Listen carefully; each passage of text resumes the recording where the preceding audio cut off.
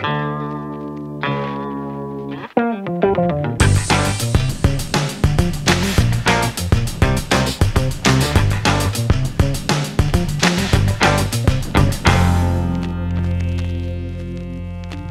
I'm Mike Savage, president of PTR Baler and Compactor. Welcome to WasteExpo 2013 in New Orleans. We're having a great time at the show, tremendous booth traffic, and we're very excited to introduce a new product for PTR. It's our BioGreen360, which we feel is really going to change how people remove waste from their facilities and really take sustainability to the next level. It's very innovative, and we feel we're on the cutting edge of the technology. So thank you. And we're going to show you a little bit about the equipment. This is our new BioGreen360 BioGreen machine. Primarily, you're going to take your food waste, and it can be anything outside of your shells. You don't want to have shells. You don't want to have corn husks. You're not going to have fats. You're not going to have oils. So if somebody has an oil-based product, you're not going to throw that in there. But let's say you have a steak bone, or you have a chicken bone, or you have fish bones. What you have here is basically your shredding system. You'll see that there are knives in there. It has a micro switch underneath. You'll throw it in, you'll shut the door. It processes it through the enzyme system. You put 1,500 pounds of material into this a day, and at the end you'll have a 90% reduction. So you will have 150 pounds of byproduct. So in this area here, you have 5 augers that are moving the material. It's not doing anything other than moving the material and taking the water composition out of the material. So you can set that between, I believe it's 280 and 360 degrees.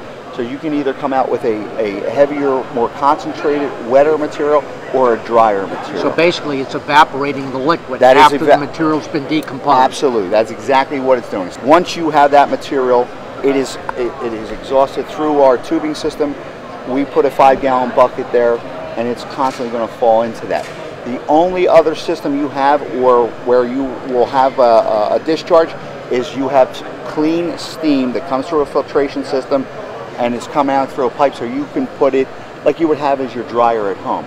And you'll port that somewhere. So it goes out through an outside wall? That is correct. Okay, great. The system itself is much different than the systems that what you've seen introduced in the last few years with the wastewater. This utilizes no water whatsoever, so there are no wastewater stream issues, because everything that you're going to have at your end byproduct, it's almost like coffee grounds. It is like coffee grinds. There's not really much of a smell to it.